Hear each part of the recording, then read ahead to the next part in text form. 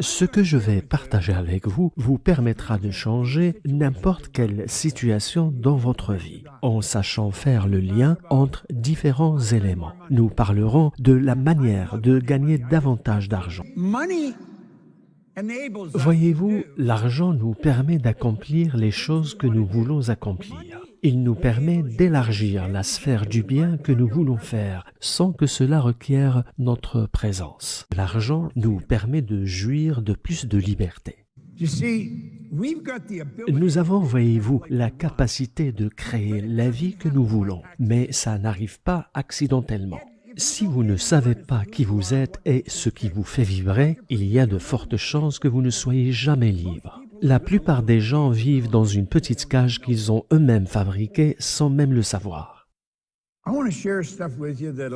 Je veux partager avec vous des idées susceptibles de vous aider à commencer à vivre la vie telle que vous êtes supposé la vivre. Voyez-vous, vous et moi sommes la forme la plus élevée que Dieu a créée. Il n'y a rien dans la planète qui puisse nous égaler. Même si je me dis souvent que nous sommes la seule créature sur la planète qui soit totalement perdue dans son propre environnement.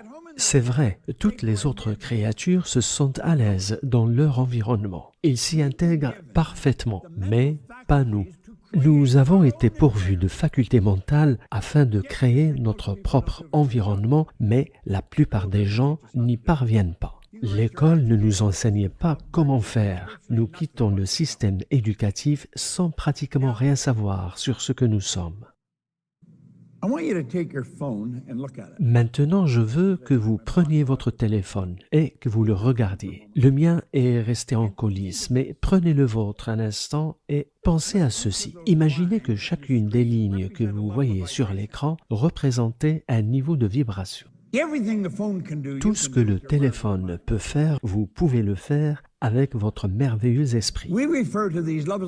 Nous appelons ces niveaux de vibration des fréquences et il existe un nombre infini de fréquences. Votre téléphone portable, par exemple, a sa propre fréquence. Si j'ai votre numéro dans mon téléphone, il suffit que je presse un bouton et vous recevez le message illico, quel que soit le lieu où vous vous trouvez. Je peux prendre une photo et vous l'expédier en un temps record. Voyez-vous, le temps et l'espace n'existent pas en réalité, c'est une illusion. Tout est une affaire ici d'énergie et de fréquence. Chaque téléphone ici a sa propre fréquence. Savez-vous qu'il y a des gens qui sont capables de transmettre des images mentales à d'autres personnes se trouvant à l'autre bout de la planète, exactement comme vous le faites avec votre portable? La plupart des gens ne cherchent jamais à savoir comment tout cela marche, mais chaque fois que vous pensez, c'est ce que vous faites. Vous transmettez des charges énergétiques. La pensée est une énergie. Les ondes de la pensée sont des ondes cosmiques qui pénètrent la totalité du temps et de l'espace. Comparé aux ondes de la pensée, un laser semble dérisoire.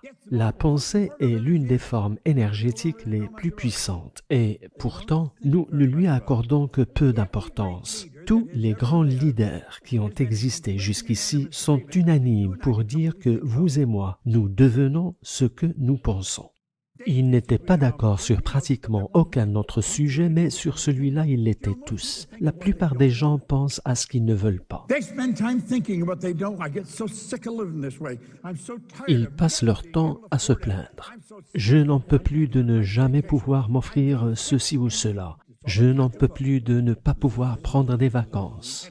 Et du coup, ils deviennent un aimant qui attire tout ce dont ils ne veulent pas. Savez-vous que tout ce que nous voulons obtenir existe déjà? Rien n'est créé et rien n'est détruit. Mais pour cela, nous devons nous mettre sur la même fréquence que la fréquence de ce que nous désirons. Et quand vous le faites, ce que vous désirez se hâte de venir à vous. Le film Le Secret n'a fait que parler de la loi de l'attraction. Il ne l'a pas expliqué. La loi de l'attraction est une loi secondaire. La loi primordiale, c'est la loi de la vibration. Et c'est une loi qui décrète que tout est en mouvement. Ce bâtiment et tout ce qui s'y trouve, c'est de l'énergie en mouvement. C'est de la vibration à grande vitesse. Ce corps dans lequel nous vivons est en mouvement. En activant les cellules cérébrales, tout ce qui est dans le corps se met à bouger. Et nous avons la capacité d'activer ces cellules cérébrales par notre volonté. Lorsque vous vous mettez sur la même fréquence que votre interlocuteur, la magie commence à opérer. Lorsque vous vous asseyez avec quelqu'un pour affaire, ne soyez pas pressé. Parlez à la personne, demandez-lui d'où elle vient, ce qu'elle fait, ce qu'elle veut vraiment dans la vie. Apprenez à la connaître et écoutez. La plupart des gens n'écoutent pas. Ils parlent et ils entendent, mais ils n'écoutent pas. Nous entendons avec nos oreilles, mais nous écoutons avec nos émotions. Il y a une grande différence. Vous pouvez entendre ce que je dis, mais est-ce que vous écoutez vraiment? Est-ce que vous vous en imprégnez? C'est ce que j'ai appris. Tout ce que vous désirez a sa propre fréquence. Je ne sais pas ce que vous désirez. Si je devais m'asseoir en tête-à-tête avec vous, c'est ce que je chercherais à savoir. Je vous poserai des questions sur ce que vous désirez. La plupart des gens ne savent pas ce qu'ils veulent. Si vous ne leur forcez pas la main, vous ne le saurez jamais. Et n'allez pas croire qu'ils le savent eux-mêmes, car peu de gens le savent. Le plus bizarre dans tout cela, c'est que ces gens ont la possibilité d'obtenir ce qu'ils désirent. Maintenant, considérez vos résultats actuels. Je veux que vous considériez vraiment vos résultats. Si ce sont vos revenus ou votre relation aux autres ou votre santé qui vous viennent à l'esprit, regardez tout cela de près. Vous attirez les choses avec lesquelles vous êtes en harmonie. Maintenant, si quelqu'un m'avait dit ça quand j'ai commencé, je ne l'aurais pas apprécié parce que je n'aimais pas ma vie telle qu'elle était. Pas du tout.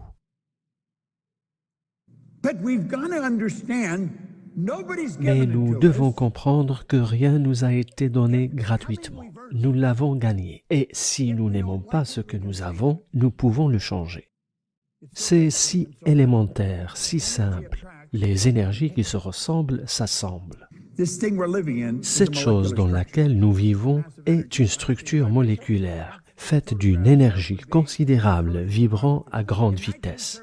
L'image que vous voyez sur l'écran est une photographie Kirlian. En 1934, le Russe Semyon Kirlian a réussi à photographier la masse. C'est lui qui a perfectionné ce que nous appelons aujourd'hui l'effet Kirlian. Il y a autour de vous un halo lumineux et vous pouvez vous entraîner à le voir ou en tout cas à le sentir. La nature de notre pensée contrôle la vibration dans laquelle nous nous trouvons. Parce qu'en pensant, nous activons des cellules cérébrales qui produisent notre vibration. Pour que je puisse bouger mon bras, je dois activer des cellules cérébrales. Vous entendez parfois parler de gens qui ont eu un accident vasculaire cérébral. En effet, le cerveau est la partie du corps la plus gourmande en sang. Lorsque le sang, pour une raison ou une autre, cesse de nourrir un groupe de cellules dans le cerveau, ces cellules meurent et c'est ce qui explique que le bras reste paralysé. Mais on a découvert que si on faisait faire des exercices aux patients, les cellules saines se reprogramment et apprennent à faire le travail des cellules endommagées, permettant ainsi à la personne de retrouver l'usage de son membre. Or, ce que vous pensez dicte votre ressenti. Le sentiment est le langage de l'inconscient. Quand vous dites « je me sens bien », c'est de votre vibration que vous parlez en fait.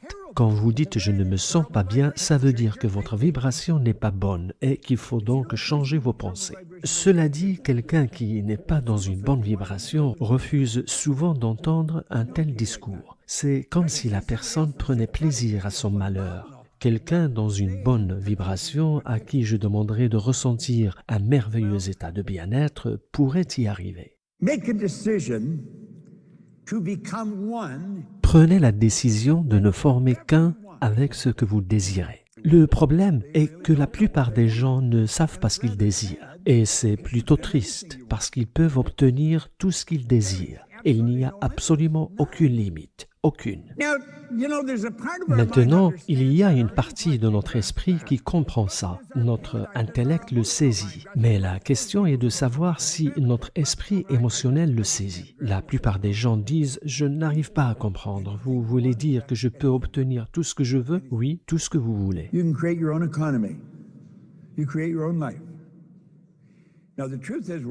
Vous pouvez créer votre propre économie, votre propre vie.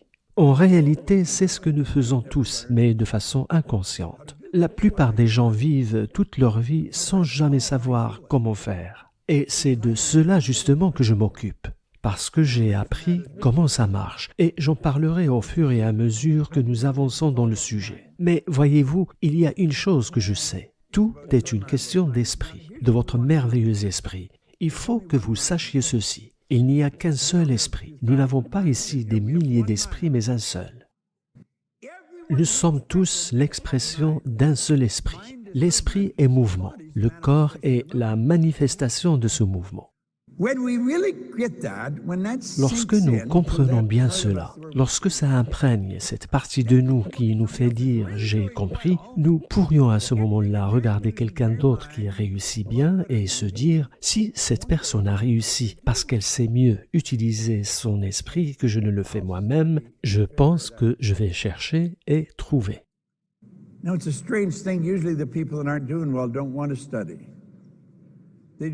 Ce qu'il y a d'étrange dans tout cela, c'est que, habituellement, les gens qui ne réussissent pas bien ne veulent pas étudier. Ils veulent juste la réponse sans qu'ils aient à la mériter.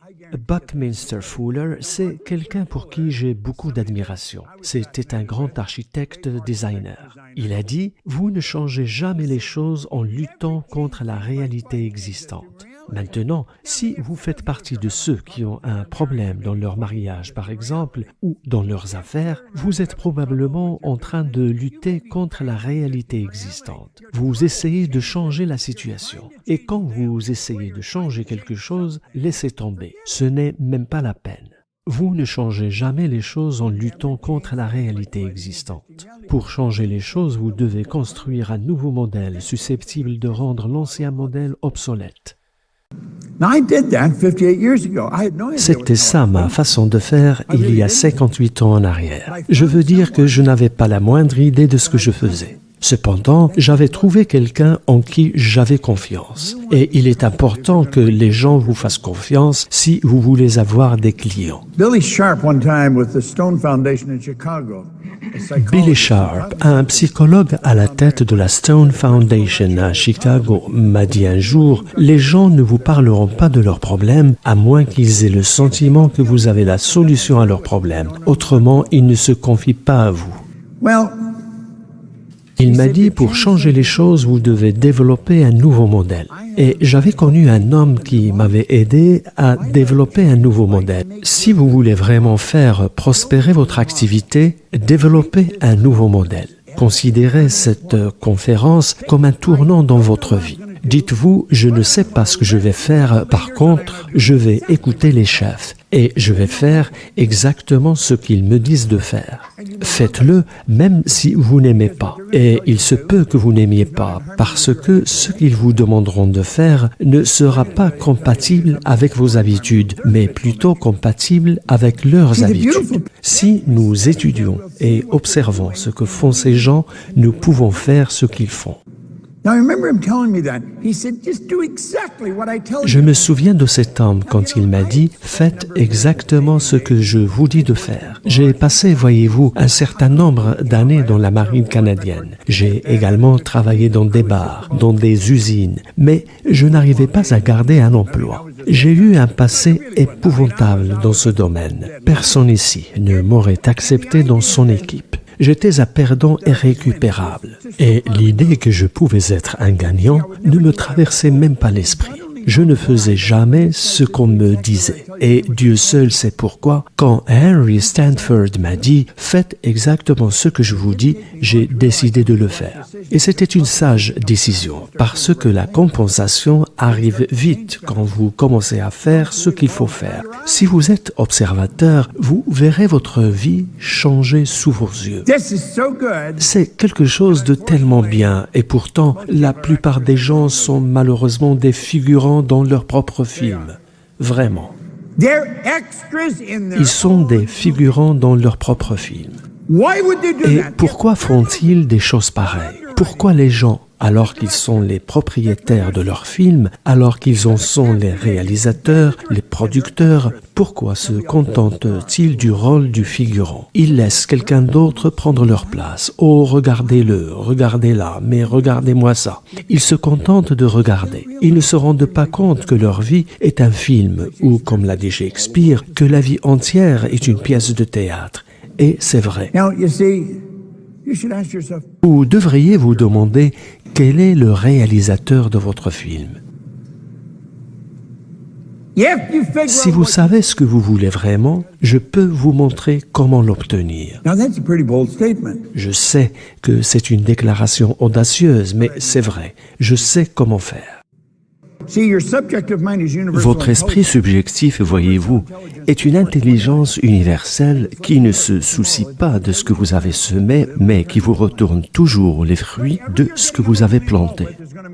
Si vous vous investissez émotionnellement dans quelque chose, cette chose se matérialisera dans votre vie. Si vous vous investissez dans des problèmes, vous aurez davantage de problèmes. C'était ça ma vie quand j'ai rencontré Ray. Il m'a dit: Bob, chaque fois que vous vous surprenez en train de penser à ce que vous ne voulez pas dans votre vie, arrêtez tout de suite et pensez à ce que vous voulez. Il m'a dit, fixez-vous un but et inscrivez-le sur un bout de carton. C'est quelque chose que je fais depuis maintenant une 60aine d'années. C'est un peu comme si vous preniez avec votre esprit une photo du but que vous vous êtes fixé et que vous peigniez ce but, mais avec des mots. Lorsqu'on a demandé à Van Gogh comment il réalisait ces belles œuvres, il a répondu, je rêve mon tableau et ensuite je peins mon rêve. Inscrivez votre but sur un bout de carton et mettez-le en vrac dans votre poche. De cette manière, lorsque je rentre la main dans la poche et que je touche le bout de carton, le facteur sensoriel qui est ainsi déclenché envoie par le biais de mon système nerveux central un message électrique aux cellules de mon cerveau qui font apparaître dans mon esprit l'image du but que je me suis fixé. C'est donc quelque chose qui relève de l'électronique, voyez-vous. Vous n'êtes pas très différent de votre téléphone ou de votre ordinateur. C'est vous qui êtes aux commandes. Vous pouvez décider de l'image que vous voulez faire remonter à votre esprit et cette image suivra le circuit décidé. C'est une loi absolue. La seule limite est la faiblesse de l'attention et la pauvreté de l'imagination. Or, l'attention est le résultat de notre volonté et la volonté nous donne la capacité de nous concentrer sur une seule idée en excluant toutes les distractions extérieures.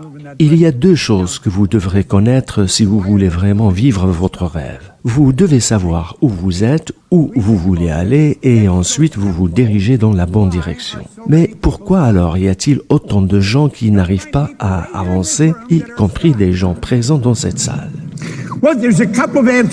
Il y a deux réponses possibles. Vous me direz peut-être que c'est parce qu'ils ne se sont pas fixés de but, mais je ne pense pas que ce soit nécessairement la raison. Car même s'ils ne savent pas bien l'exprimer, et bien qu'ils ne l'aient peut-être pas inscrit sur un bout de carton qu'ils transportent dans leur poche, ils peuvent malgré tout parler de ce qu'ils désirent. Ils ont un but. C'est juste qu'ils ne savent pas l'exprimer de façon sophistiquée. Je pense que le problème réside ici. C'est-à-dire dans là où se trouvent les gens à un moment donné de leur vie. La plupart des gens ne savent pas où ils en sont. Notre problème est un problème de paradigme.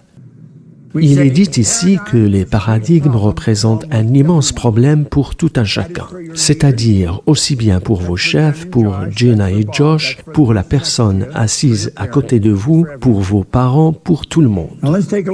Maintenant, regardons ce que sont les paradigmes. Les paradigmes sont un programme mental qui exerce un contrôle exclusif ou presque sur notre comportement habituel. Pensez-y. Les paradigmes est un programme qui exerce un contrôle exclusif ou presque sur notre comportement habituel. Et la plus grande partie ou presque de notre comportement relève de nos paradigmes. Ne vous contentez pas de me croire sur parole. Ne considérez pas ce que je vous dis là comme de simples paroles entendues lors d'une convention. Arrêtez-vous et pensez-y. Si vous vivez avec quelqu'un, que fait la personne avec qui vous vivez quand elle se lève le matin? Elle suit un schéma comportemental, des habitudes. Vous pouvez presque écrire un livre sur ces habitudes. Si vous vivez avec quelqu'un, vous savez que vous n'avez pas intérêt à chambouler ses habitudes matinales. La personne se réveille lentement, verse un café et l'autre fait de même. Mais il y a des habitudes, toujours les mêmes ou presque.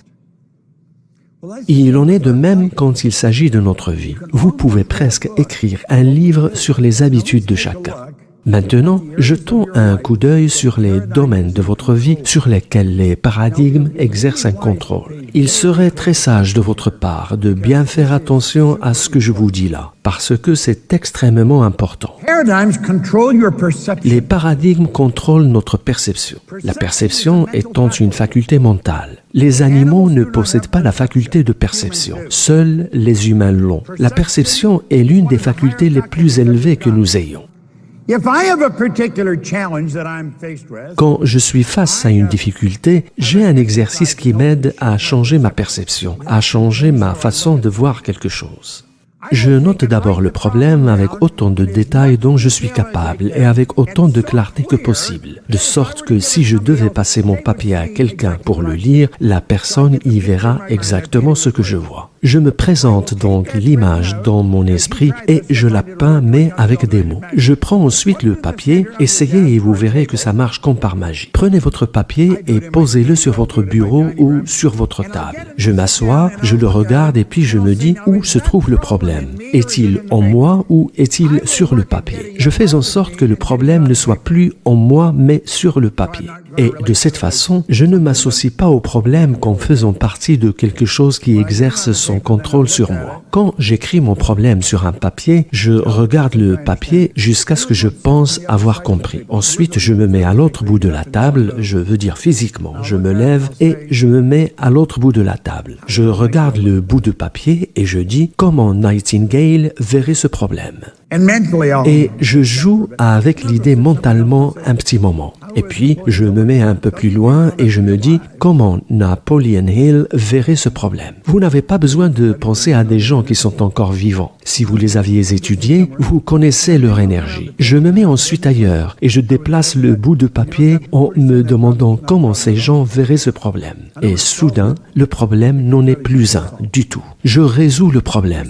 Le problème devient facile à résoudre. La perception est une faculté mentale et pourtant, elle est contrôlée par nos paradigmes qui contrôlent à leur tour notre façon de voir les choses. J'ai appris quelque chose de vraiment précieux. J'ai appris que tout ce que nous ne comprenons pas, nous avons tendance à le critiquer ou à le ridiculiser. Pensez-y, parce que c'est vrai. Vos paradigmes contrôlent l'utilisation que vous faites de votre temps. Savez-vous que nous avons tous la même quantité de temps? Personne n'en a davantage que quelqu'un d'autre. Vos paradigmes contrôlent tout. Ils contrôlent aussi votre créativité. Vous pensez peut-être que certains sont créatifs et d'autres pas. En fait, non. Tout le monde est créatif. Nous avons été créés à l'image de Dieu. Notre problème est que nous avons tout inversé en créant un Dieu à notre image. Vous êtes réellement des êtres créatifs. Vous pouvez prendre ces facultés supérieures et vous pouvez créer quelque chose. Cette entreprise est une création. Elle est la manifestation d'une image mentale. Les paradigmes contrôlent également votre efficacité parce qu'ils contrôlent ce que vous faites et la manière dont vous le faites. Et bien sûr, votre productivité est le résultat de votre efficacité. Remarquez comment certaines personnes produisent à la vitesse grand V alors même qu'ils ne donnent pas l'impression de travailler énormément. Regardez ceci, vos paradigmes contrôlent aussi votre logique. Ça, c'est extrêmement important. Vous tomberez sur des gens qui vous diront « vous devez être réaliste » ou alors « ça, c'est illogique ». Qu'est-ce que ces gens auraient pensé des frères Wright et de leur atelier à bicyclette à Dayton dans l'Ohio, il y a un peu plus de 100 ans en arrière? Ils auraient pensé qu'ils étaient complètement fous. Savez-vous que le père des frères Wright, qui était un évêque de je ne sais quelle église réformiste, leur avait dit qu'ils allaient brûler en enfer du fait d'avoir suggéré qu'ils pouvaient voler? Maintenant, pensez à toutes les fois où votre logique vous a arrêté dans votre élan parce que vous vous êtes dit « oui, mais ce n'est pas réaliste ». Si vous avez la capacité de penser à quelque chose, vous avez la capacité de la réaliser. Et la logique contrôle aussi votre capacité à gagner de l'argent, bien sûr.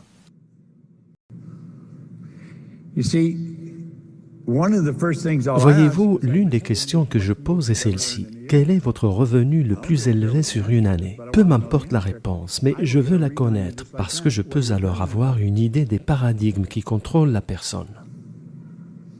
Or, si quelqu'un vous dit que le plus qu'il ait gagné en une année, c'est 45 000 $, je vous recommanderais de ne pas lui dire qu'il peut gagner $1 million en une année parce que vous le ferez fuir. Parlez-lui peut-être de quelque chose qu'il aime, genre les voitures, les voyages ou toute autre chose susceptible de lui parler davantage. Mais voyez-vous, la plupart des gens ne comprennent pas vraiment ce qu'est l'argent. Tout l'argent du monde est à notre disposition. Il suffit de le gagner. Sauf qu'il se trouve que travailler est le pire moyen de gagner de l'argent. C'est vrai. Écoutez. Ce type a étudié les 500 personnes qui ont le plus réussi au monde. Et il a dit dans ce livre, si vous pensez que le travail acharné et l'honnêteté suffisent à eux seuls à produire des richesses, sachez que c'est faux. Les richesses, quand elles arrivent en grande quantité, ne sont jamais le résultat d'un travail acharné. Les richesses sont le résultat d'exigences bien établies et de l'application de principes bien définis, et non pas le résultat du hasard ou de la chance. Tout arrive selon des lois. Il n'y a pas de limite à ce que vous pouvez gagner, aucune. Or, les paradigmes vous empêchent d'avancer, ils vous emprisonnent. C'est comme si vous étiez enfermé dans une boîte. Chaque fois que vous voudrez changer, vous vous retrouverez devant un mur et le changement ne se produira pas. Lorsque vous prenez la décision de changer de paradigme, le mur s'effondre. Mais laissez-moi vous dire quelque chose. Ça ne veut pas dire que vous changerez sur le champ. Par contre, quand vous prenez la décision de changer, ce mur finit par s'effondrer. La conscience, voyez-vous, est quelque chose que vous ne pouvez pas perdre. Lorsque nous pensons apprentissage, nous pensons la plupart du temps à l'école, à l'intellect, parce que l'école met l'accent sur l'intellect d'abord. Si vous obtenez un diplôme, cela veut dire que vous avez appris ce qu'il faut apprendre. Mais alors, pourquoi y a-t-il tellement de gens diplômés qui échouent en affaires? Ce n'est donc pas une question d'intellect, c'est une question de conscience. Pensez à ce qui suit. Prenons quelqu'un qui gagne 100 000 annuellement. Si cette personne gagne 100 000 annuellement, c'est parce qu'elle n'est pas consciente qu'elle peut gagner 100 000 mensuellement. Quand vous aidez quelqu'un à développer sa conscience, cette conscience ne sera jamais perdue. C'est comme pour les bébés. Un bébé n'est pas conscient de la différence entre un homme et une femme. C'est quelque chose dont il doit prendre conscience, quelque chose qu'il doit apprendre. Et une fois qu'il a développé cette conscience, il ne la perd jamais. Cet exemple vous aidera à comprendre la différence entre la conscience et l'intellect. Lorsque vous prenez conscience de la manière dont les paradigmes vous contrôlent et comment les changer, il n'y a plus de limite à ce que vous pouvez faire. Je travaillais au sein d'un régiment de sapeurs-pompiers quand je m'étais mis à étudier ce matériel. C'était le meilleur poste que je n'avais jamais eu. Je gagnais une centaine de dollars par semaine. Quand j'ai obtenu ce poste, je ne gagnais que 48 dollars la semaine en travaillant dans une station-service où je m'occupais de changer les pneus, de servir l'essence et de graisser les voitures. J'étais passé de 50 dollars à 100 dollars hebdomadaires. Et c'est là que je m'étais mise à étudier ce livre et j'ai alors pris la décision de quitter le régiment des sapeurs-pompiers. J'étais la deuxième personne à quitter les sapeurs-pompiers depuis 1934. Personne ne l'avait fait auparavant. Le chef m'appelait tous les jours pour me demander ce que j'allais faire. Je répondais que j'allais nettoyer des bureaux. Il me disait « Bob, vous êtes fou. Vous ne pouvez pas revenir une fois que vous avez démissionné. » Je sais, je lui disais. Pourquoi faites-vous ça, me disait-il. Je lui disais, j'ai un rêve. Je suis en train de lire un livre qui m'apprend à faire des petits trucs. Laissez-moi vous parler de ce qu'il y a eu d'étrange dans toute cette affaire. J'ai commencé par prendre en charge le nettoyage d'un bureau pour lequel je touchais 15 dollars. Ensuite, j'ai eu un autre bureau, ce qui me faisait 65 dollars par mois. Et puis un autre, et je suis arrivé à 100 dollars. J'ai réussi à augmenter le nombre de bureaux et je me suis mis à toucher 14 500 par mois. Et dire que j'avais peur de quitter le régiment alors que le chef lui-même ne gagnait que 11 500 par an, tandis que je touchais 14 500 par mois. J'avais peur de démissionner parce que ça faisait partie de mes paradigmes concernant la sécurité de l'emploi. La sécurité de l'emploi, ça n'existe pas. Il n'y a pas de sécurité en dehors de vous-même. Si vous ne l'avez pas intérieurement, il n'y a nulle part où la trouver.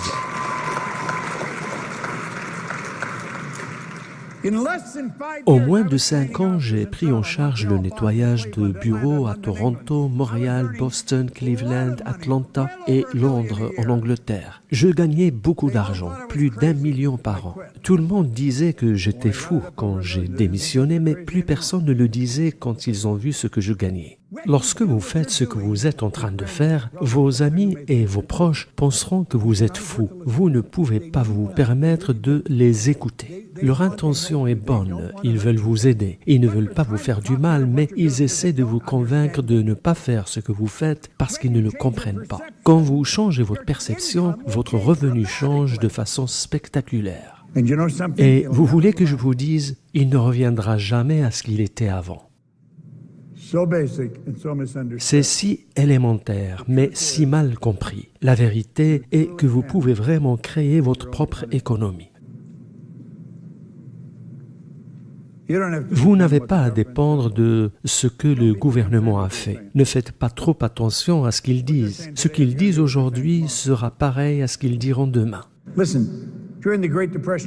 Écoutez. Durant la Grande Dépression des années 30, il y avait des gens qui gagnaient des millions de dollars, alors que l'économie n'avait jamais été aussi mauvaise. A contrario, dans la meilleure économie, il y a des gens qui ne s'en sortent pas. Ils perdent. C'est à l'intérieur que ça se passe. C'est dans votre attitude, dans vos pensées, c'est dans la perception que vous avez de cette activité. Faites-en quelque chose de grand dans votre esprit et puis mettez-vous au travail. Pour pouvoir changer votre avenir, vous devez être capable de changer vos paradigmes. Si vous n'êtes pas capable de changer vos paradigmes, alors laissez tomber, vous n'irez pas très loin. Quand Ray s'est assis près de moi, il m'a dit « Bob, supposons que la lettre R représente le résultat et que les deux H et le W représentent respectivement les mots happiness, health et wealth, ou bonheur, santé et richesse. » Il m'a demandé ensuite si je pensais qu'il était heureux. Et j'ai dit oui. Il me donnait l'impression d'être en effet un gaillard bien heureux. Il m'a dit, si vous aviez vu quand vous étiez malade, et c'est vrai que je ne m'en étais pas rendu compte. Il m'a dit, vous étiez toujours malade, toujours fauché. En disant ça, il était gentil. En réalité, je gagnais 4 000 dollars par an, comme je l'ai dit, mais j'avais une dette de 6 000 dollars. Pour tout vous dire, j'étais dans une situation impossible. Je n'arrivais tout simplement pas à voir le bout du tunnel. Un an plus tard, je gagnais 14 500 mensuellement, ce qui faisait 175 000 dollars annuellement, après seulement une année. Vous pouvez faire la même chose dans votre activité ici. Vous pouvez le faire en commençant aujourd'hui. Vous le pouvez vraiment.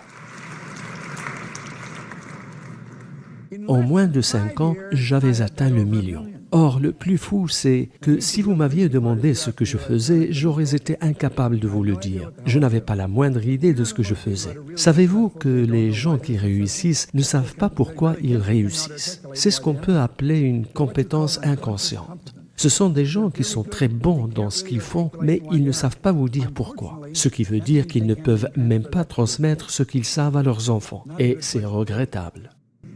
Maintenant, regardez ce qui est dit ici. Fixez-vous un grand but susceptible de vous inspirer chaque soir et d'occuper votre esprit dès le matin. Et comprenez ceci, si vous avez un but, je peux vous montrer comment y arriver.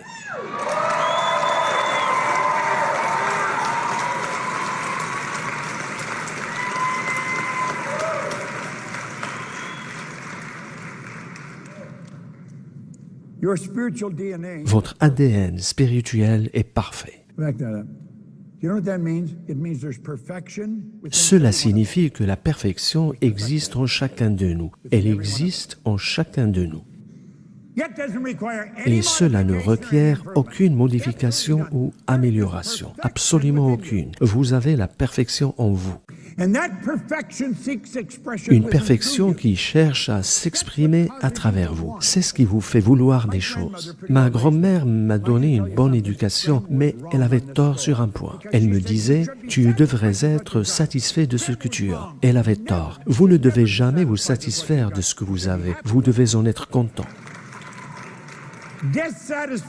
L'insatisfaction est un état créatif. C'est l'insatisfaction qui vous pousse à vouloir aller plus loin, à courir plus vite. L'insatisfaction est un état créatif.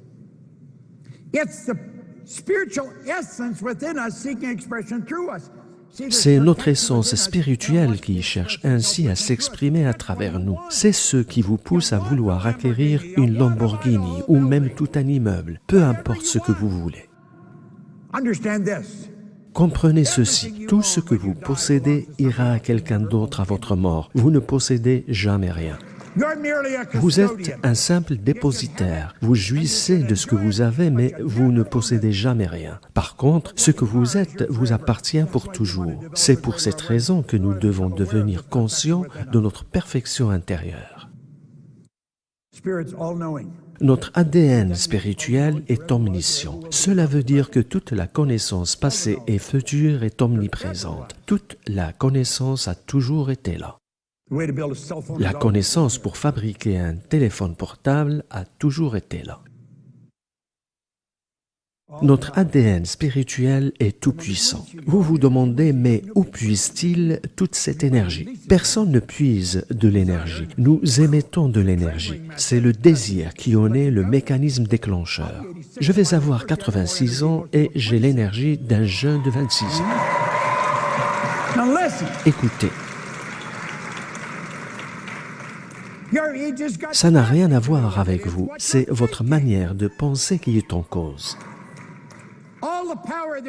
Toute la force qui a existé ou qui existera est en vous. Je suis fatigué, je ne sais pas où vous puisez votre énergie, mais vous l'avez déjà, il suffit de l'émettre. Et c'est le désir qui en est le mécanisme déclencheur. Peu importe où vous vous trouvez, l'énergie est omniprésente. Nous sommes connectés à tout ce qui existe, il n'y a qu'une seule force. Et c'est ce que vous êtes en vrai. Êtes-vous vraiment ce que vous prétendez être? Allez, allez, réveillez-vous et mettez-vous à accomplir des choses. Certains ont vu ce diaporama. Je vais parler de l'esprit et des paradigmes. Mais parlons de façon plus personnelle. Disons qu'il s'agit de votre esprit et de vos paradigmes. Il y avait un médecin à San Antonio, dans le Texas, l'année où je suis né, en 1934, qui était impliqué dans l'art de la guérison et les choses de l'esprit. Il pensait que notre façon de guérir les gens était épouvantable. Comme l'a dit Emerson, le médecin du futur n'utilisera plus de médicaments, mais la médecine énergétique. Si nous voulons davantage de lumière, il suffit de mettre en place des ampoules plus conséquentes et un transformateur plus puissant. L'électricité n'est limitée que par la forme de l'appareillage. Savez-vous que, hormis les lois qui la font marcher, personne ne sait ce qu'est l'électricité. Et à l'instar de l'électricité, nous ne sommes limités que par les limites que nous nous imposons. Il n'y a aucune limite à ce que vous pouvez faire, absolument aucune. Comme l'a dit ce médecin, tout commence par l'esprit. Il faut aller du supérieur vers l'inférieur. Le problème est que personne n'a jamais vu comment est fait notre esprit et il est donc difficile de le représenter par un schéma. Et c'est ce qu'a fait le docteur German Fleet. La partie que vous voyez là représente le conscient. Cette autre partie représente le subconscient. Et là, nous avons le corps. Le corps est l'instrument de l'esprit. Nul doute qu'après toutes ces années d'études, je ne suis jamais tombé sur une idée aussi précieuse. Et je n'oublierai jamais le jour où je l'ai apprise. Ce schéma vaut son pesant d'or. Regardons-le. Nous avons le conscient, le subconscient et le corps. Le conscient, c'est notre esprit conceptuel. Si j'étais assis avec vous ou si je vous vendais quelque chose, voici à quoi vous ressemblerez. Et je pourrais vous choquer tellement que je saurais des choses sur vous. Parce que tout ce que vous êtes intérieurement, vous le manifestez extérieurement. Cet instrument dans lequel vous vivez est une masse de molécules. C'est une énergie qui peut être lue par quelqu'un qui possède la faculté mentale pour la lire. Ça, c'est votre esprit conceptuel, qu'on appelle l'esprit cultivé. C'est là où réside l'intellect. Votre subconscient, c'est l'esprit émotionnel. Il fonctionne de manière totalement différente de votre conscient. J'imagine que vous êtes nombreux à posséder le livre du docteur Joseph Murphy, intitulé « Le pouvoir de votre subconscient ». C'est l'un des meilleurs livres qu'on ait écrit sur le subconscient, mais vous n'y trouverez pas un schéma de l'esprit.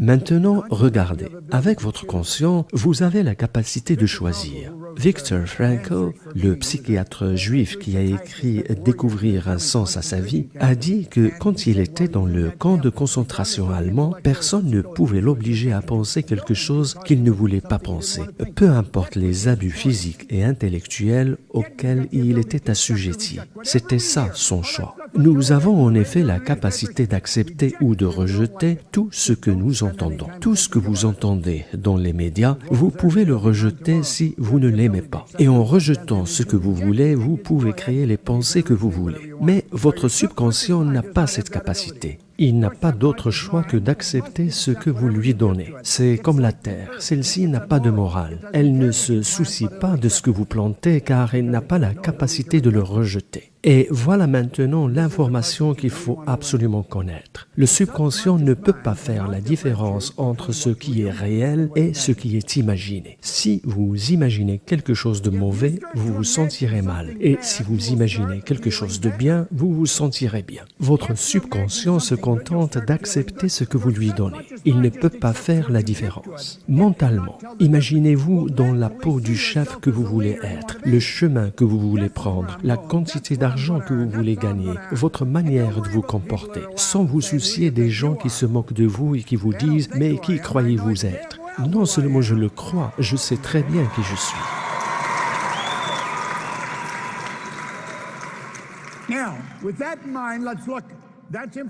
Regardons maintenant cette information. Vous ne trouverez pas des informations aussi exactes et aussi précieuses, malgré la quantité d'informations dont nous sommes inondés aujourd'hui. Voici ce que nous sommes. Notre conscient est doté de la raison, et c'est avec la raison que nous pensons. Nous avons la possibilité d'exclure toutes les informations qui nous viennent des médias, mais nous ne le faisons pas. Non seulement nous ne les excluons pas, nous les laissons pénétrer notre subconscient, en laissant notre esprit ouvert à tous les vents. Rappelez-vous ce que j'ai dit. Le subconscient ne peut pas rejeter toutes les informations qui y pénètrent, et c'est ce qui forme notre esprit émotionnel. Pourquoi faisons-nous ça? Parce que nous avons été programmés à le faire. On appelle cette partie les paradigmes. Comment c'est arrivé? Je vais vous le dire. Fermons cette partie du diaporama et regardons ceci. Ça, c'est le bébé quand il arrive au monde. L'esprit d'un bébé est largement ouvert et tout ce qui se passe dans l'environnement de ce bébé va directement dans son subconscient qui absorbe tout ce qui se dit ou se fait dans son entourage. Il s'imprègne du langage parlé par les gens autour de lui. Si vous prenez un bébé et que vous le mettez dans la banlieue de Pékin, ce bébé parlera couramment le chinois. Il n'aura aucune connaissance de la langue anglaise. C'est ce qui explique que la plupart des gens qui bénéficient des aides de l'État le font depuis 4 ou 5 générations. Si les parents ne vont pas à l'école, les enfants n'iront pas non plus. Personne dans ma famille n'a jamais fréquenté l'école. Ils m'ont dit « Est-ce que tu veux aller à l'école ?» J'ai dit « Non, je veux partir d'ici ». Je n'ai pas demandé à mes enfants s'ils voulaient aller à l'école. Je leur ai demandé où ils voulaient aller. Vous changez une question et c'est toute une génération que vous changez. Donc les informations continuent à rentrer et à se déposer dans le subconscient. Et c'est de cette manière que nous formons une image de nous-mêmes. Vous recrutez des gens dans votre entreprise et vous pouvez vous rendre compte s'ils ont une bonne image d'eux-mêmes ou pas. Il faut les aider à développer une bonne image d'eux-mêmes. Il y avait un auteur dans les années 60 nommé Robert Heinlein qui a écrit un livre intitulé « En terre étrangère ». Il disait « En l'absence de but clairement défini, nous nous occupons avec une fidélité étrange des futilités quotidiennes jusqu'à en devenir esclaves. » That's what happens to most kids. They're enslaved by daily trivia because that's all they're surrounded by. That's what's dumped into their mind. Et c'est ce qui arrive à la plupart des enfants. Ils sont esclaves des futilités quotidiennes parce que c'est ce que l'entourage a déposé dans leur esprit. Et c'est de cette manière que se forment les paradigmes. Ce sont eux qui font de vous la personne que vous êtes aujourd'hui et celle que vous serez 40, 50 ou 75 ans plus tard. C'est juste un programme et c'est plutôt triste. Maintenant, regardez. Voici un bébé, un tout nouveau bébé. Voici une illustration graphique du bébé avec juste le subconscient parce que c'est comme ça que le bébé arrive au monde. Maintenant, que se passe-t-il? Tout ce qui se passe dans l'entourage de ce bébé pénètre directement dans son subconscient. Et ce bébé devient le produit de son environnement. Et c'est à ce moment-là que les paradigmes se forment, mais aussi l'image que nous avons de nous-mêmes. Ensuite, les facultés conscientes commencent à se développer à partir d'un certain âge. Le bébé développe ses 5 sens. Vous observez un bébé, vous verrez que sa main va toujours plus vite que vous ne le voulez. Il est amusant d'observer un bébé devenir conscient. Voici ce que nous devons comprendre. Le conscient inclut aussi l'intellect et les facultés supérieures telles que la perception, la volonté, l'imagination, la mémoire, l'intuition et la raison. Bien, nous avons donc toutes ces facultés supérieures et nous avons besoin d'apprendre à les utiliser pour voir des changements s'opérer dans notre vie. Maintenant, très tôt dans la vie, nous commençons à fréquenter l'école. Et que se passe-t-il à l'école? Nous n'apprenons pas ce que nous devrions apprendre. Einstein a dit « L'esprit intuitif est un don secret, tandis que l'esprit rationnel est un serviteur fidèle. » Nous avons créé une société qui honore le serviteur, mais qui oublie le don. Maintenant, voici vos facultés supérieures. Vous avez la perception, la mémoire, l'imagination, la raison, l'intuition et la volonté. Ce sont des outils mentaux, en quelque sorte. Au fur et à mesure que vous les développez, vous prenez le contrôle de votre vie. Ce sont des facultés phénoménales. Je les travaille depuis plus de 50 ans maintenant. Voici l'enfant qui va à l'école. Regardez. Nous acquérons des connaissances précieuses à l'école, mais ils ne nous apprennent rien sur les paradigmes.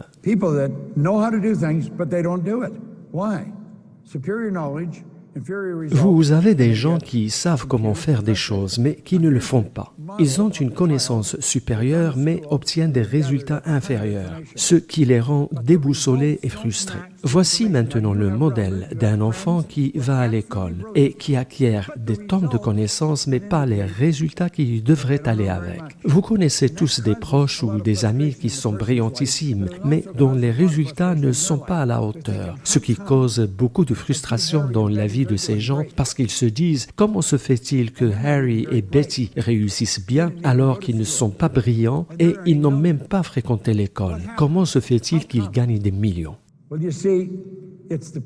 C'est parce que ce sont les paradigmes qui contrôlent vos résultats, voyez-vous, et non pas les connaissances que vous avez. Il y a des gens dans votre entreprise qui ont toutes sortes de connaissances et qui ont étudié le marketing de réseau. Ils connaissent le marketing à paliers multiples, ils le comprennent, ils peuvent l'expliquer et même donner des conférences à vous éblouir, mais ils n'accomplissent rien. Il y a beaucoup de gens dans ce type d'activité qui y sont depuis des années, mais qui n'accomplissent rien. Quel est le problème? C'est parce qu'ils suivent le même schéma qu'ils ont appris à l'école. Regardez par là. Si vous voulez changer vos résultats, vous devez changer vos paradigmes. C'est une nécessité absolue. Et comment change-t-on de paradigme? Par la répétition de l'information. Regardez, ça c'est votre esprit, ça c'est votre corps. Et là, vous avez votre conscient, votre subconscient et toutes les facultés supérieures. C'est comme des petites antennes. Mais nous avons également notre conscient ou notre intellect. Nous devons apprendre comment utiliser ces facultés. La plupart des gens ne savent pas comment tout cela fonctionne et pourtant, c'est grâce à ces facultés supérieures que nous prenons le contrôle de notre état émotionnel et des résultats que nous obtenons. C'est triste, mais la plupart des gens ne le savent pas. Cela est dû à la manière dont nous avons été élevés. Nous grandissons sans connaissance de ces facultés supérieures et nous nous contentons de nous baser sur nos 5 sens, ce qui fait que nous regardons le bulletin scolaire et nous nous fions à ce que le bulletin nous dit, alors que ça n'a rien à voir avec notre potentiel. Rien. Pourquoi nous fions-nous à de telles indications? Parce que nous avons été programmés à le faire.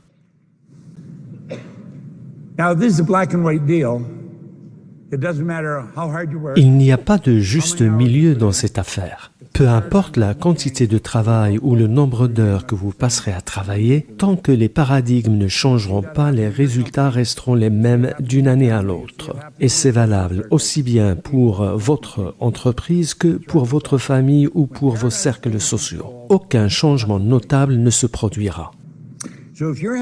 Donc, si vous avez des difficultés à réaliser ce que vous voulez, comprenez que le problème réside dans les paradigmes, dans le conditionnement de votre subconscient. Si vous êtes nouveau ici et bien longtemps avant que vous n'arriviez tout en haut de la hiérarchie, tout en vous voudra abandonner. Pareil pour vous. Si vous êtes relativement nouveau, il y aura des jours où tout en vous voudra abandonner. Il lui a dit « Je vais vous donner une affirmation à répéter. Je veux que vous le notiez en soulignant chacun des mots. » Vous allez parler à vous-même, Napoléon. Et voici ce qu'il lui a demandé de noter. Andrew Carnegie, non seulement je vais accomplir ce que vous avez accompli dans la vie, je vais aller au-delà de ce que vous avez vous-même accompli. Napoleon Hill a alors jeté son stylo par terre en disant « Vous savez très bien que c'est impossible. » Carnegie a dit « Oui, je sais, Napoleon, jusqu'à et à moins que vous plantiez ça convenablement dans votre subconscient. Je veux, a-t-il ajouté, que vous vous engagez à faire ceci.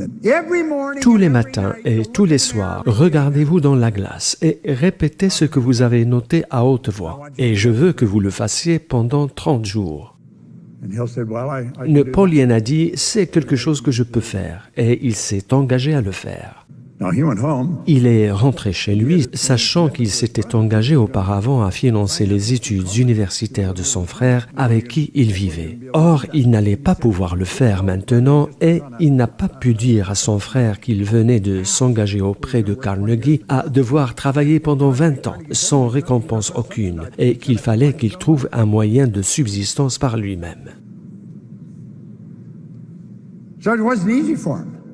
Le premier jour, il est entré dans la salle de bain et après avoir fermé la porte, il s'est regardé dans la glace en chuchotant à lui-même la phrase « Carnegie, non seulement je vais accomplir ce que vous avez accompli dans la vie, je vais aussi aller au-delà de ce que vous avez vous-même accompli. » Il a fait ça tous les matins et tous les soirs. Il se sentait ridicule, disait-il, mais puisqu'il s'était engagé, il a continué à le faire. Passé les 15 jours, il pensait qu'il pourrait peut-être y arriver. Et à la fin du mois, il savait qu'il y arriverait. J'ai fait beaucoup de recherches sur Carnegie. J'ai lu comment il a fait pour que, grâce à lui, 50 personnes aient pu devenir des millionnaires. Napoleon Hill, lui, a aidé des millions de personnes à devenir des millionnaires, littéralement. Carnegie l'avait présenté à tous les dirigeants du monde. Il était devenu un ami intime de Henry Ford, de Edison, de Firestone. Il les a tous interviewés. Il a rassemblé toutes ces informations et il a écrit les lois de l'accomplissement et c'est ce qui a abouti à ce livre. C'est pour cette raison que l'homme qui m'a donné le livre m'a dit « Bob, vous avez probablement ici les meilleures idées des 500 personnes qui ont le plus réussi au monde. » Et tous ces gens avaient quelque chose en commun quant à leur façon de penser et de fonctionner. Et il en parle ici. Regardez ce qu'il a dit. L'analyse de la vie de plusieurs centaines de gens qui avaient amassé des fortunes dépassant les 1 million de dollars a fait ressortir le fait que chacune de ces personnes avait l'habitude de prendre des décisions rapidement et de ne changer d'avis que lentement, si changement il y avait et quand il y en avait, contrairement aux gens qui échouent. C'est une énorme différence. Je vais maintenant vous montrer quelque chose au sujet de la décision et qui vaut, à mon avis, son pesant d'or. Supposons que ces lignes représentent encore une fois des niveaux de vibration. Les niveaux de vibration sont appelés des fréquences et nos pensées sont basées sur des fréquences. Donc, supposons que ces petits nuages que vous voyez représentent nos pensées et on sait que nos pensées produisent nos résultats. C'est une leçon très précieuse que vous êtes en train d'avoir là. Tout le monde a des résultats. Ils peuvent être différents, mais nous en avons tous. C'est à ce stade que nous nous mettons à rêver en nous disant « c'est là que je veux aller et j'irai là dès que j'aurai de l'argent ». Ou j'achèterai cette voiture dès que ces gens se seront mis à produire beaucoup. Ce qui veut dire que nous allons tout le temps changer de résultat. Nous réaliserons le rêve quand le résultat changera. Mais ce que ces gens ne comprennent pas, c'est que le résultat est basé sur leur façon de penser. Et il ne faut pas beaucoup de temps dès lors pour que la décision s'estompe et le rêve avec. Vous voyez tout le temps des gens confrontés à ce problème. Pensons-y un instant. Quel est le problème ici? Le problème est que le mental et les pensées sont à une fréquence très basse, alors que le but, lui, se trouve ici, à une fréquence élevée. Le mental et les pensées doivent être sur la même fréquence que le but. C'est comme si moi j'essayais de vous téléphoner en composant le numéro de ma sœur. Si vous vous trouvez ici, dans une fréquence basse, et que vous essayez d'obtenir quelque chose qui se trouve à une fréquence élevée, vous ne pourrez pas l'obtenir. C'est comme si vous vouliez écouter de la musique provenant d'une bande FM sur une bande AM. C'est impossible. Les gens ne comprennent pas. Ils pensent que vous devez savoir comment l'argent viendra et d'où il viendra. Non, vous n'avez pas à le savoir. Vous devez simplement vous dire « je fais ça et je vais là-bas ». Je prends une décision et je m'y engage. Et lorsque vous vous engagez, vous faites ce que vous avez à faire quoi qu'il arrive. Et au moment même où vous vous dites « je vais faire ça », il faut que vous commenciez à penser et à agir comme la personne que vous voulez devenir. Voyez-vous, tant que vous vous trouvez ici, dans cette basse fréquence, vous ne pourrez jamais atteindre ce qui se trouve tout là-haut. Vous devez régler votre mental sur une fréquence supérieure. Vous devez penser et agir comme le ferait la personne que vous voulez devenir. Il n'y a pas un seul livre ou un seul chef qui ne le dit pas. Vous pouvez gagner ce que vous voulez gagner. Vous pouvez vivre où vous voulez vivre, aller où vous voulez aller. La seule condition, c'est de prendre une décision, si tel est votre souhait. C'est tout. Je peux vous dire que c'est un long chemin que vous aurez alors parcouru comparé à là où se trouvent la plupart des gens. Certains vous diront, mais vous devez savoir d'où viendra l'argent et comment faire. Vous devez savoir où trouver les gens et comment ils vont procéder. Non, vous n'avez besoin de savoir rien de tout cela. Vous devez juste savoir où vous allez et de savoir que vous y arriverez. Voyez-vous, le vouloir est la seule condition et c'est la raison pour laquelle les gens qui réussissent prennent des décisions tellement vite. Ils ne tergiversent pas, ils prennent des décisions rapidement et ils gagnent. Ils peuvent sembler imprudents parfois aux yeux de quelqu'un qui est organisé, qui a un esprit analytique et qui a besoin d'un double décimètre pour savoir comment la maison sera payée. Vous voyez ce que je veux dire? Lorsque John Kennedy a demandé au docteur Werner von Braun comment on pourrait transporter des hommes sur la Lune et les ramener sur Terre sains et saufs, sa réponse fut la volonté de le faire. C'est tout. Voyez-vous, la volonté, c'est la capacité de maintenir une idée sur l'écran de votre mental. Et si vous le faites, tout le reste suivra. Vous vous mettez sur cette fréquence et vous attirez alors tout ce qui est requis pour la manifestation de cette image que vous avez sur l'écran de votre mental. La plupart des gens ne comprennent pas ça et c'est pour cela qu'ils veulent savoir d'où viendra l'argent. La vérité est que vous n'avez pas besoin de le savoir. Nous en avons parlé il y a de cela quelques minutes. Vous êtes une impressionnante énergie qui vibre à une fréquence très élevée. Personne ne sait ce que vous êtes capable de faire. Aucun vivant ne sait ce que vous êtes capable de faire. L'énergie fonctionne sur la base de fréquences. Quand vous pensez, assurez-vous que vous savez ce que vous pensez. Maintenant, regardez ici. Il est dit qu'une fréquence, c'est un niveau de vibration. Il y a, littéralement parlant, un nombre infini de fréquences. Prêtez attention à ce que je vais vous dire. Chaque fréquence est reliée à une fréquence au-dessus et à une fréquence au-dessous. Je ne sais pas quel genre de penseur profond vous êtes, mais savez-vous ce que cela veut dire? Cela veut dire que nous sommes tous liés les uns aux autres. Tout ce qui existe dans l'univers est lié. Ce que nous appelons espace n'en est pas un, c'est de l'énergie. Si nous fermions hermétiquement cette salle et que nous injections de l'air dedans à l'aide d'une pompe, nous ferions exploser les murs de la salle avec ce que nous appelons le rien. Ce que vous ne voyez pas recèle une grande force.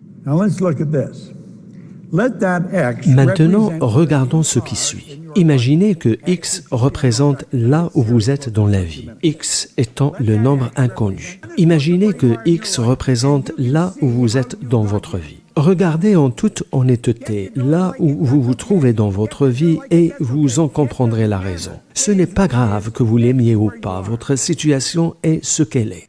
Nous pouvons regarder en arrière et nous verrons sans problème comment nous sommes arrivés à la situation dans laquelle nous nous trouvons.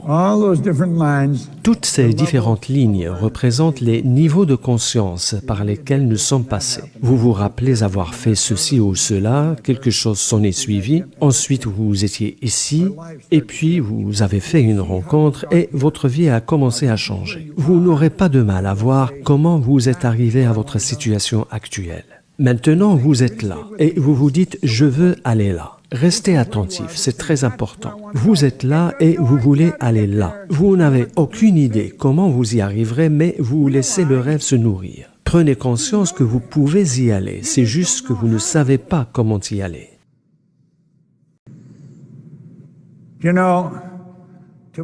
Voyez-vous, pour aller vers une haute fréquence de pensée, et c'est ce que vous faites ici, vous devez d'abord y consentir, sachant que personne d'autre ne peut le faire pour vous, tout comme vous ne pouvez pas le faire non plus pour les gens que vous recrutez ou pour vos enfants. C'est quelque chose qu'ils doivent faire par eux-mêmes.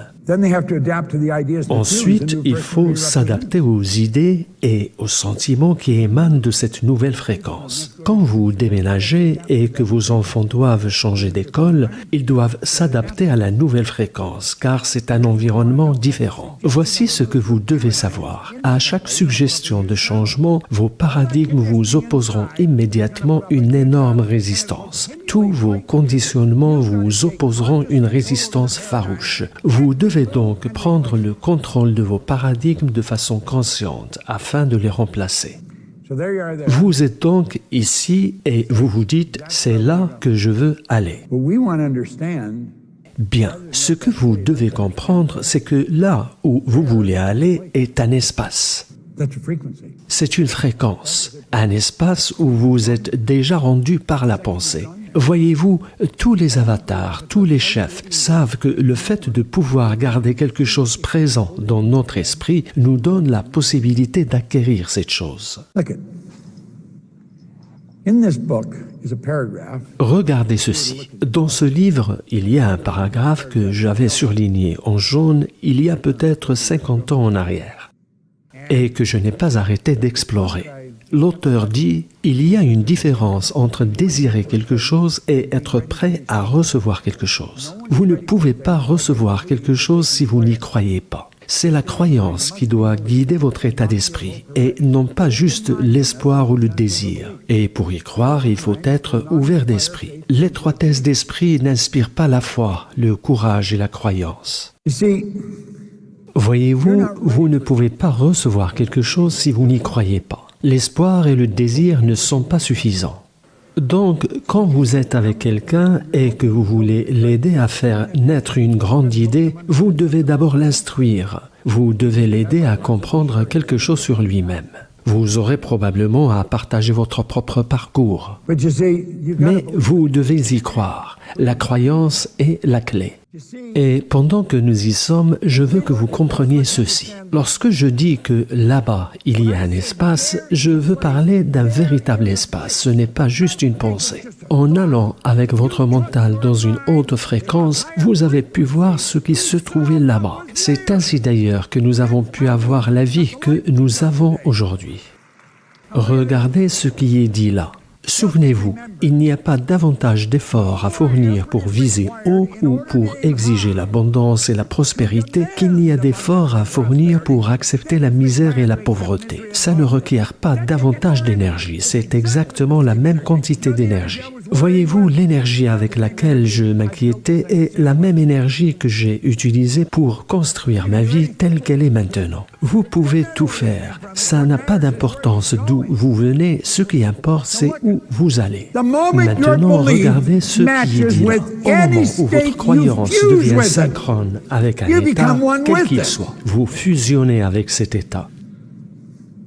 Et cette union résulte alors en l'activation et la projection des actions de cet état, de ses plans, de ses conditions et de ses circonstances. Quand vous y croyez, tout se met à changer, votre perception change, tout autour de vous change. Vous fréquentez des gens différents, vous allez dans des lieux différents. Certains d'entre vous constateront tellement de changements qu'ils en seront époustouflés. Il est dit ici que ce nouvel état de conscience devient la demeure à partir de laquelle vous voyez le monde.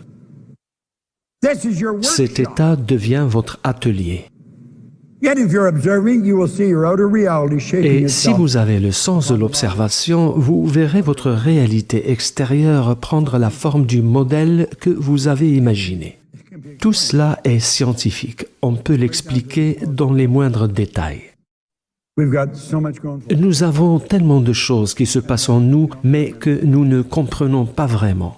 Steve Jobs a dit « Vous ne pouvez pas établir le lien entre les différents événements dans le futur. Vous ne pouvez l'établir qu'avec du recul. » N'est-ce pas que c'est intéressant? Vous ne savez pas comment vous irez là où vous voulez aller, mais vous savez que vous irez. Vous ne savez pas comment vous arriverez au stade d'après, mais vous savez que vous y arriverez. Et vous n'avez pas à savoir comment. Et au fur et à mesure que vous commencerez à aller de l'avant, des choses commenceront à arriver et à se manifester sous vos yeux. Et le plus fou dans toute cette histoire est que, une fois arrivé là où vous vouliez arriver, vous vous dites « Mais bon Dieu, je pourrais aller plus loin.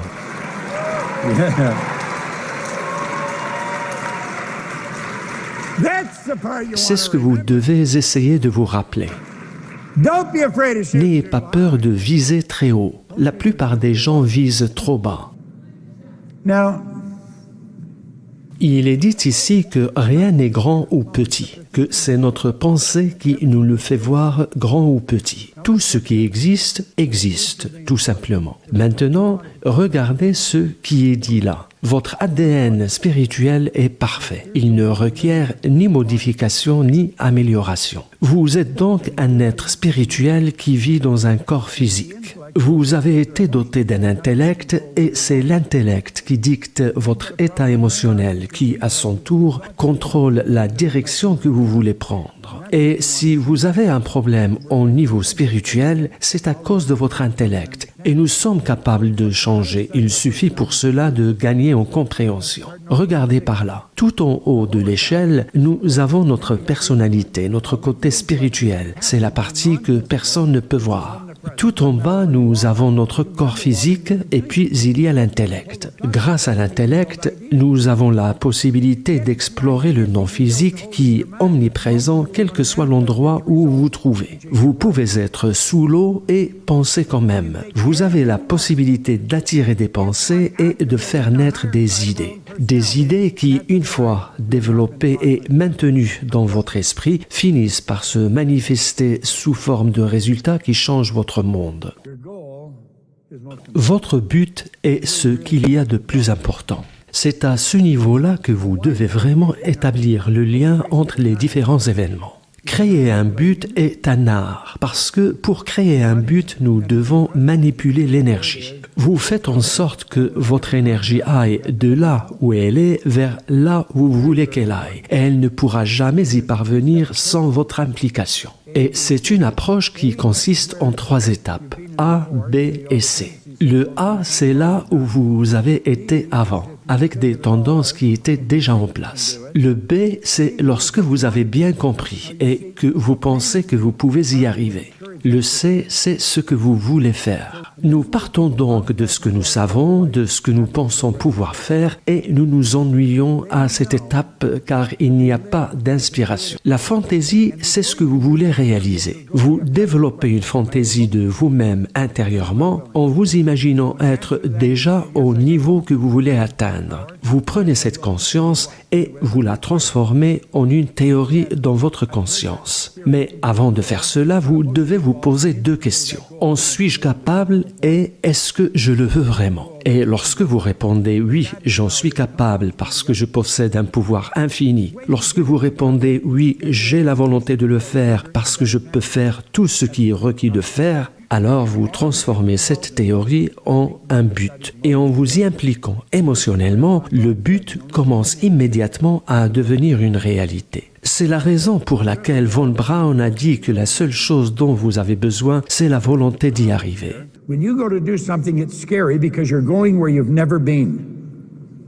And there's a 4-step approach to this. Maintenant, il y a un problème ici. Je vais vous expliquer quelque chose qu'on appelle la barrière de la terreur. Quand vous voulez vous aventurer à faire quelque chose, vous prenez peur parce que vous allez quelque part où vous n'avez jamais été auparavant. L'approche se fait en 4 étapes. L'étape de l'esclavage, l'étape de la raison, l'étape de la barrière de la terreur et puis, juste de l'autre côté, l'étape de la liberté. Voyons comment on atteint l'autre côté. Ici, nous sommes à l'étape de l'esclavage. Le X représente le conditionnement, c'est-à-dire les paradigmes de notre subconscient qui produisent un résultat X. Nous avons des pensées X parce que celles-ci sont en harmonie avec notre conditionnement et le conditionnement contrôle notre ressenti.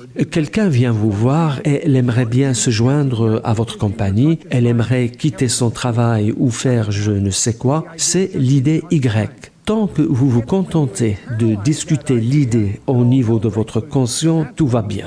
Par contre, une fois l'idée intériorisée, l'enfer commence car vous devez faire face à la barrière de la terreur. Vous êtes assailli par l'inquiétude, le doute et la peur et vous revenez exactement à là où vous vous trouviez avant. Et vous n'apprenez alors jamais à dépasser la barrière de la terreur. Voyez-vous, Joseph Campbell a dit quelque chose de tellement bien, à mon avis. Il a dit « La grotte dans laquelle vous avez peur de pénétrer contient le trésor que vous cherchez. » Pensez-y, si vous avez un but, tout ce dont vous avez besoin, c'est de passer de force à travers la barrière de la terreur. Et quand vous le faites, ne vous inquiétez pas si vous faites l'expérience de la peur, parce que la peur, c'est le résultat du mélange de l'énergie X et Y. Cependant, avec la répétition, l'écoute de ces enregistrements et la lecture de ce livre, vous finirez par vivre dans un monde totalement nouveau. Maintenant, voici quelque chose que j'ai mis beaucoup de temps à apprendre. Vous avez le choix. Il y a une force qui circule dans votre conscience et vous pouvez soit rester ignorant ou acquérir la connaissance. Lorsque cette force circule dans votre conscience, vous êtes libre d'avoir n'importe quelle pensée que vous désirez, absolument n'importe laquelle. Cependant, généralement, nous regardons ce que nous avons et ne sachant pas comment acquérir l'argent ou les gens nécessaires pour aller là-bas, nous commençons à douter et à nous inquiéter. Nous devenons émotionnellement impliqués à cause de la peur. Et puisque la peur doit être exprimée à travers le corps, elle s'exprime sous forme d'anxiété qui reste réprimée à l'intérieur. Cette répression se transforme alors en dépression qui, à son tour, se transforme en maladie et la maladie se transforme en désintégration. La majorité de gens vivent de cette manière. Et c'est triste car ils ne sont pas obligés. Une foi basée sur la connaissance, c'est cela la clé de la liberté. Regardez par là. Vous avez ici une personne qui commence à comprendre ce qu'elle fait. Comprenez ce que vous avez besoin de faire afin que vous puissiez prendre le contrôle de vous-même. Ne laissez pas les conditions et les circonstances vous contrôler.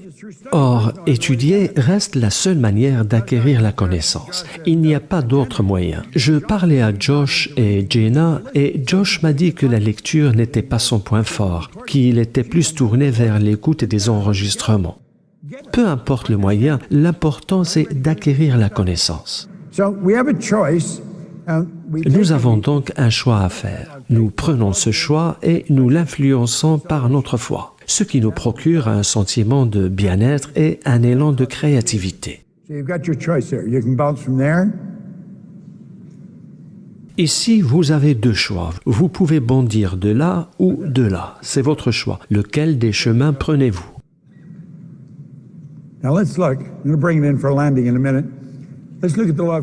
Voyons maintenant la loi de la compensation. Cette compagnie a été fondée sur cette loi.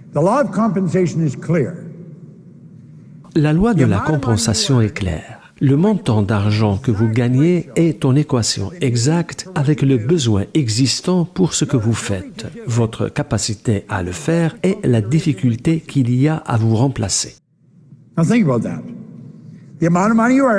Maintenant, pensez aux besoins existants pour ce que vous faites. Ce que vous faites ici, c'est de montrer aux gens comment prendre le contrôle de leur vie. Oubliez le produit un instant. Prenez juste la partie marketing. Vous montrez aux gens comment gagner ce qu'ils veulent, vivre où ils veulent et travailler là où ils veulent. Ensuite, avec le produit que vous vendez, vous aidez les gens à ce niveau-là aussi. Donc, partout où vous irez dans le monde, il y aura des gens susceptibles de vouloir ce que vous avez. Le besoin est là. Vous n'avez donc pas à vous inquiéter à ce niveau-là. Et pour ce qui est de votre capacité à le faire et à quel point vous excellez à le faire, si vous développez vos capacités, vous serez difficilement remplaçable. Et c'est ce point que vous devez travailler. C'est sur ça que vous devez placer toute votre attention. Devenez très bon dans ce que vous faites et vous serez difficile à remplacer. Earl Nightingale a dit « La plupart des gens pensent qu'ils veulent plus d'argent qu'ils ne le veulent vraiment et se contentent de beaucoup moins que ce qu'ils pourraient gagner. » C'est tellement vrai. Si vous faites un usage effectif du pouvoir des paradigmes, vous pouvez littéralement transformer votre revenu annuel en un revenu mensuel. Il y a certainement des gens dans cette salle qui l'ont fait. C'est peut-être juste un rêve pour certains d'entre vous, mais comprenez ceci. S'ils ont pu le faire, vous pouvez le faire aussi.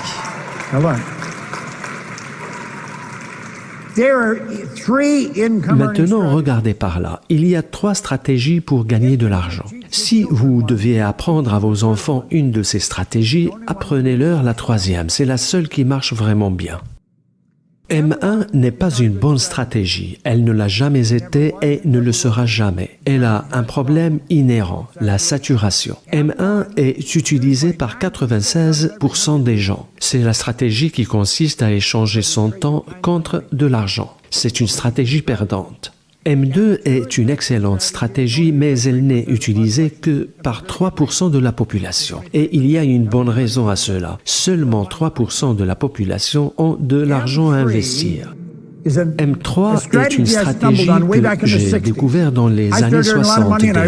J'ai commencé à gagner beaucoup d'argent et je ne savais pas ce que je faisais vraiment. Ici, dans cette compagnie, vous utilisez la stratégie M3. Cette stratégie est utilisée pour gagner 96% de tout l'argent gagné par les 1% qui multiplient leur temps en établissant des sources multiples de revenus. C'est ce que vous faites ici. C'est la voie que vous avez empruntée. C'est une voie gagnante, c'est indéniable. Voyez-vous, notre monde change et il change si rapidement que ça vous donne le tournis presque. Et le monde ne devient pas plus grand, il devient plus petit, il se rétrécit même. Vous n'êtes plus loin de quoi que ce soit. Avec cette compagnie, vous pouvez faire des affaires partout dans le monde.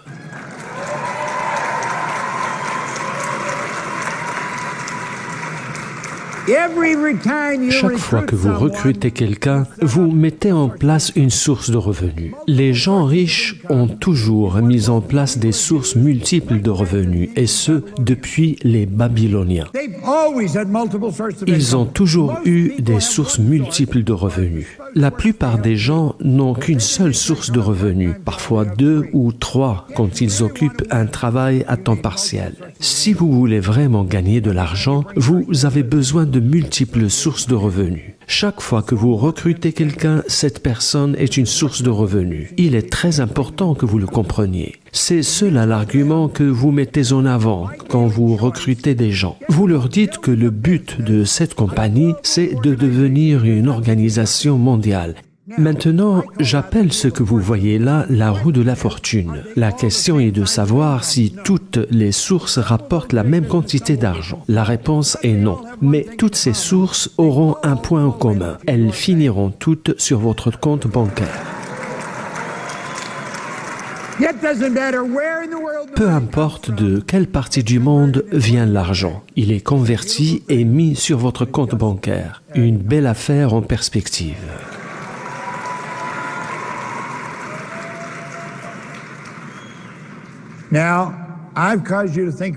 Je vous ai donné beaucoup d'informations. Vous êtes devenu conscient de choses dont vous n'étiez pas conscient avant. Vous êtes maintenant dans la position de prendre une grande décision. C'est le sujet de toute cette conférence. Et je peux vous dire que vous en êtes bien capable. Personne ne sait jusqu'où vous êtes capable d'aller. Personne.